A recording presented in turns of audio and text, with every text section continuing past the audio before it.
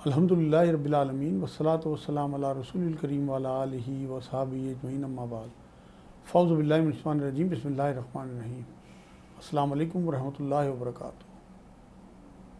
नाज़रीन किराम, आपको तीसरा और आखिरी अशरा मुबारक हो। 2 अशरे अल्लाह रब्बुल इज़्ज़त ने बेहतरीन तरीके से गुजरवा दिए।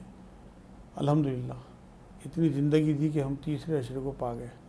अब जो कोताही रह गई, जो कमी रह गई, इस अशरे में हमने इंशाअल्लाह पूरी करनी है, ज़्यादा से ज़्यादा मेहनत करनी है और बेपाया रहमतें और बरकतें जो हैं वो इकट्ठी करनी है अल्लाह रब्बुल इज़्ज़त की। इस तीसरे अशरे में ही हुज़ूर अकरम सल्लल्लाहु अलैहि वसल्लम एतिकाफ़ फरमाया करते थे। हिजरत से 13 साल पहले 21 रमज़ान को पीर के दिन जिब्राइल अलैहिस्सलाम ग़ार हिरा में हुज़ूर अकरम सल्लल्लाहु अलैहि वसल्लम के पास वही लेकर आए हैं, जो कुरान की पहली वही थी, सूरह अलक़ की 5 आयतें।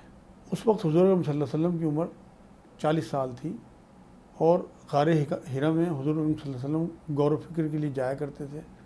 तब एक दिन ये मामला हुआ और हुज़ूर अकरम सल्लल्लाहु अलैहि वसल्लम पे घबराहट तारी हुई और सर्दी चढ़ने लगी और इसी हालत में, घबराहट की हालत में वो अपने घर पहुँचे तो हज़रत खदीजा रज़ियल्लाहु ताला अन्हा घबरा गई। तब वो अपने एक रिश्तेदार के पास हुज़ूर अकरम सल्लल्लाहु अलैहि वसल्लम वो लेके गई। तब ये तस्दीक हुई कि अल्लाह की तरफ से वही नादिल हुई है और हुज़ूर अकरम सल्लल्लाहु अलैहि वसल्लम अल्लाह के रसूल हैं। ईमान लाने वाली सबसे पहली हज़रत खदीजा रज़ियल्लाहु ताला अन्हा थी और उसके बाद ही हुज़ूर अकरम सल्लल्लाहु अलैहि वसल्लम 13 साल मक्के में रहे। उसके बाद मक्के से मदीने के लिए हिजरत की और बेतहा मोहब्बतों के साथ मदीने वालों ने इस्तकबाल किया और बेताज बादशाह बना दिया। 21 रमज़ान सन 40 हिजरी को 2 दिन शदीद ज़ख्मी रहने के बाद हज़रत अली रज़ियल्लाहु ताला अन्हु का कूफा में इंतकाल हुआ, उन्हें शहीद कर दिया गया था। अब्दुर्रहमान इब्न मुलजिम नाम के एक खारजी ने जहर आलूद तलवार उनके मारी थी। उसके बाद 2 दिन शदीद ज़ख्मी रहने के बाद वो शहीद हुए। जामे तिरमिज़ी की एक रिवायत है, हज़रत अनस रज़ियल्लाहु ताला अन्हु फरमाते हैं कि हुज़ूर अकरम सल्लल्लाहु अलैहि वसल्लम रमज़ान के आखिरी अशरे का एतिकाफ़ फरमाया करते थे और 1 साल आप एतिकाफ़ ना कर सके तो अगले साल 20 दिन का एतिकाफ़ फरमाया। ये हुज़ूर अकरम सल्लल्लाहु अलैहि वसल्लम की बड़ी सुन्नतों में है एतिकाफ़ करना 10 दिन का आखिरी अशरे का। आप लोग अगर अपने काम से फारिग होकर 10 दिन अल्लाह के दर पे पड़ जाएं तो ये हमारे गुनाहों का बहुत बड़ा कफ़ारा बन जाएगा।